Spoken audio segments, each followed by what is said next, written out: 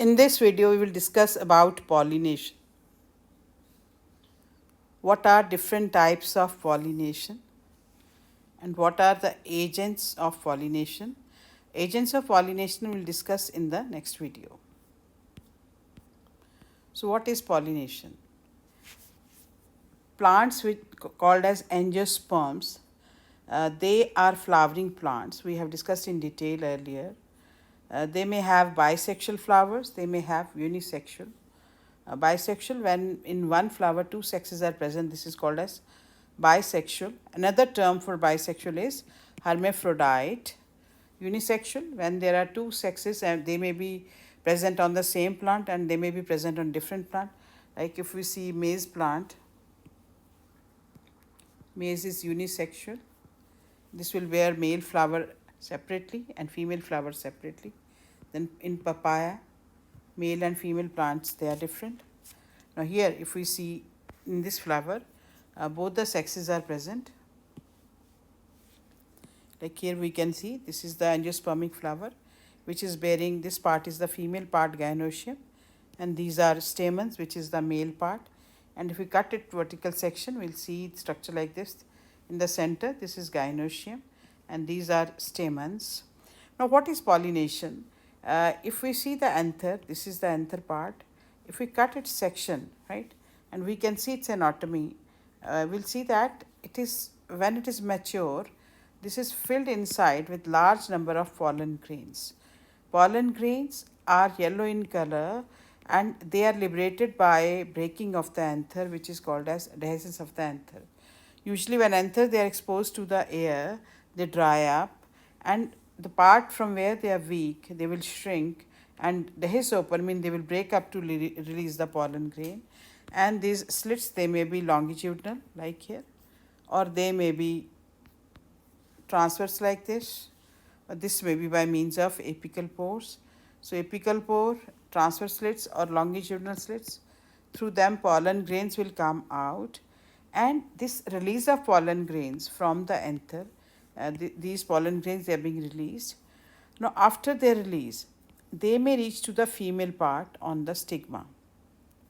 Supposing this is ovary, this is style and this is stigma, they may reach to the stigmatic part here, and when they reach to the stigmatic part, this process is called as pollination.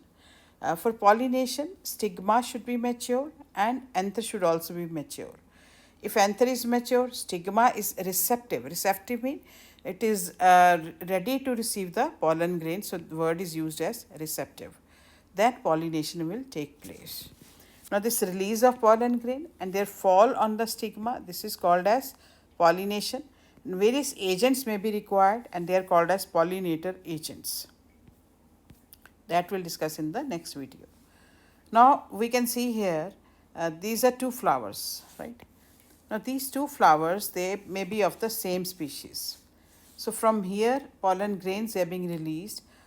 इसके stigma के ऊपर fall कर रहे हैं. ये अलग flower है लेकिन सेम स्पीशीज़ का है. तो बेसिकली ये है सेल्फ पॉलिनेशन, लेकिन functionally this is cross pollination. अगर इसी के पॉलन ग्रेन इसी के स्टिग्मा के ऊपर गिरें, then it is called as self pollination, and when its pollen grains they fall on the stigma of another flower, then it is called as cross pollination. So for this transfer of the pollen grains, again pollinator are required, and for receiving the pollen grains, stigma should be receptive and it should be mature, and for release of pollen grain it should also be mature. Now we'll discuss different types of pollination. अब pollination कैसे हो रही है, उसके basis पे हम कह सकते हैं कि it is of three type: autogamy, getinogamy and xenogamy. अगर एक ही फ्लावर के अंदर उसके pollen grain उसी के स्टिग्मा के ऊपर गिर रहे हैं, then it is called as autogamy. तो इसके लिए क्या होगा कि there should be synchronization of maturity of anther and stigma. Mean दोनों जो हैं चीज़ें, स्टिग्मा और एंथर इकट्ठे मैच्योर होने चाहिए. हम ये फिगर में देख सकते हैं कि ये स्टेमन्स हैं और इसी के पॉलन ग्रेन इसी के स्टिग्मा के ऊपर गिर रहे हैं, और ये ऐसे अडेप्टेड है कि ये बेंड होके अपने पॉलन ग्रेन रिलीज़ कर रहा है. तो यहाँ पे हम देख रहे हैं कि ये स्टिग्मा स्टाइल आ रहा है और ये पार्ट है इसका एंथर पार्ट, जिसको हम स्टेमन बोलते हैं. इसके जो पॉलन ग्रेन है वो स्टिग्मा इसको कैरी बेंड होके स्टाइल उसको ले रहा है। तो ये यहाँ पे ये जो फ्यूज्ड एंथर्स है इनको हम सिनेंथरस कंडीशन बोलते हैं। तो with in the same flower हो रहा है, जैसे मैंने यहाँ पे भी दिखाया हुआ कि यहाँ पर स्टाइल जो है जो स्टेमन है उसके पॉलन ग्रेन बेंड होके गिर रहे हैं और यहाँ पे स्टाइल बेंड होके इनको कलेक्ट कर रहा है। तो दोनों जो है मैच्योर सेम टाइम पे हो रहे हैं। डेहिसेंस ऑफ एंथर और रिसेप्टिविटी ऑफ स्टिग्मा मीन जब वो रिसीव करता है उनका टाइमिंग जो है बिल्कुल सेम है। सो अगर एक ही फ्लावर के अंदर पॉलिनेशन हो रहा है तो हम इसको बोलते हैं सेल्फ पॉलिनेशन। और कुछ प्लांट्स ऐसे हैं जिनमें सेल्फ पॉलिनेशन होता है लेकिन उनमें दो तरह के फ्लावर्स होते हैं, कैस्मोगैमस एंड क्लेस्टोगैमस। कैस्मोगैमस फ्लावर्स जो खुले और खुले ही रहेंगे, ब्लॉसम रहेंगे। जैसे हम ये 3 एग्जाम्पल ले रहे हैं इसकी, वायला पेंजी जिसमें बटरफ्लाई शेप फ्लावर्स हैं तो ये खुले ही रहेंगे, ऑक्सैलिस और कॉमेलेना मीन ब्लॉसम करते हैं, प्रॉपर खुलते हैं। और इन्हीं प्लांट्स में दूसरी तरह के फ्लावर्स हैं जो बंद रहते हैं, इसी हमें फ्लावर बंद नज़र आ रहे हैं, तो इनको हम बोलते हैं क्लेस्टोगैमस फ्लावर्स। तो जो क्लेस्टोगैमस फ्लावर्स होते हैं उनमें ये श्योर होता है कि उनमें सेल्फ पॉलिनेशन होनी है। और एक सेल्फ पॉलिनेशन की एग्जांपल है बर्ड पॉलिनेशन। उसके लिए हम वीट का एग्जांपल ले रहे हैं जिसको हम गेहूँ बोलते हैं। अगर हम उसमें देखें तो उसका जो इन्फ्लोरेसेंस है, इन्फ्लोरेसेंस होता है जहाँ पे उसके फ्लावर्स अरेंज्ड हैं, उसको बोलते हैं स्पाइक और स्पाइकलेट्स। तो इसमें बहुत सारी स्पाइकलेट्स होती हैं। अब एक स्पाइकलेट के अंदर इसका फ्लावर होता है, फ्लावर में this part is the male part स्टेमन and this part is the female part. तो यहाँ पे इसका जो स्टिग्मा है ऐसे फैदरी होता है, फैदर की तरह होता है। फैदर का मतलब है ऐसे करके ऐसे करके। तो ये इसलिए ऐसे होता है कि इसमें पॉलन ग्रेन जल्दी से इंटैंगल हो जाए। तो यहाँ पर हम डायग्राम में भी देख सकते हैं कि ये डिफरेंट स्पाइकलेट्स हैं। तो यहाँ पर ये इसका फ्लावर है जिसके स्टेमन के इसी के पॉलन ग्रेन इसी के स्टिग्मा के ऊपर गिरेंगे। तो इसको हम बोलते हैं, क्योंकि ये खुलना ही नहीं है, इसने बड पोजीशन में रहना, तो इसको हम बोलते हैं बड पॉलिनेशन। बड के अंदर ही पॉलिनेशन हो रही है। अब ये जो क्लेस्टोगैमी है जिसमें फ्लावर खुलते ही नहीं हैं, उसका फ़ायदा क्या है और नुकसान क्या है? फ़ायदा ये है कि उसमें पॉलिनेशन होनी है और फर्टिलाइजेशन भी होगी, सीड फॉर्मेशन होगा, पॉलिनेटर की ज़रूरत नहीं है। पॉलिनेटर वो एजेंट्स जो पॉलन को लेके आते हैं उनको हम पॉलिनेटर बोलते हैं। लेकिन एक नुकसान ये है कि हर टाइम वो सेल्फ उसी का स्टिग्मा के ऊपर उसी के पॉलन ग्रेन गिरेंगे, तो उससे नए जेनेटिक रिकॉम्बिनेशन या वेरिएशंस या नए कैरेक्टर का इंट्रोडक्शन नहीं होता है।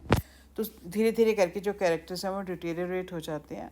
तो इसीलिए ये क्लेस्टोगैमी के डिसएडवांटेज है। फ़ायदा ये है कि श्योर है कि पॉलिनेशन होगी क्योंकि पॉलिनेटर की भी ज़रूरत नहीं है। Second phenomena is called as geitonogamy. अब इसमें क्या है कि सेम स्पीशीज़ के फ्लावर हैं, अलग अलग पड़े हैं, इनके एंथर और स्टिग्मा अलग अलग टाइम पे मैच्योर हो रहे हैं। तो पॉलिनेटर की हेल्प से यहाँ से पॉलन ग्रेन इसी के ऊपर गिरेंगे, यहाँ पर तो ये स्टिग्मा के ऊपर गिरेंगे। तो ये जो है ये फ्लावर एक ही स्पीशी का है लेकिन अलग अलग ग्रो कर रहे हैं, तो इसके पॉलन ग्रेन इसके स्टिग्मा के ऊपर गिरेंगे आके, ठीक है। तो हम कहते हैं transfer of pollen grain with in same flower of plant species. तो इसके लिए पॉलिनेटर चाहिए, चाहे वो हवा से हो चाहे वो इंसेक्ट से हो। सो पॉलिनेटर चाहिए इसके लिए। बेसिकली ये क्योंकि with in the same species है तो सेल्फ पॉलिनेशन कह सकते हैं, लेकिन फंक्शनली इसको हम क्या बोलते हैं? Cross pollination. And this phenomena is called as geitonogamy. Next will discuss another phenomena which is called as xenogamy. अब ये फ्लावर डिफरेंट है। जब ये फ्लावर डिफरेंट स्पीशीज़ के हैं, इसके पॉलन ग्रेन इसके ऊपर गिरें तो इसको हम बोलेंगे क्रॉस पॉलिनेशन। दोनों मैच्योर होने चाहिए उसको रिसीव करने के लिए। तो इसके लिए फिर से पॉलिनेटर चाहिए, चाहे हवा हो, विंड हो, इंसेक्ट्स हो या ह्यूमन बींग्स हो या कोई और एनिमल्स हो। तो ये बेसिकली क्रॉस पॉलिनेशन है, जेनेटिकली क्रॉस पॉलिनेशन है। इसमें जो नए रिकॉम्बिनेंट्स कैरेक्टर्स के हैं या नई वेरिएशंस हैं वो आ जाती हैं। तो ये 3 तरह के हो गए, ऑटोगैमी, गिटैनोगैमी एंड जीनोगैमी। सो इससे नए इस प्रोसेस ये जो लास्ट है जिसमें क्रॉस पॉलिनेशन हो रहा है, नई जेनेटिक रिकॉम्बिनेशन, नई वेरिएशन, नई स्पीशीज़, नई एवोल्यूशन में बहुत इंपॉर्टेंट रोल प्ले करता है ये। अब नेक्स्ट वीडियो हम डिस्कस करेंगे एजेंट्स ऑफ पॉलिनेशन, कि उस पॉलिनेटर कौन कौन से होते हैं। दो तरह के होते हैं, एबायोटिक एंड बायोटिक। तो ये हम नेक्स्ट वीडियो में डिस्कस करेंगे डिटेल।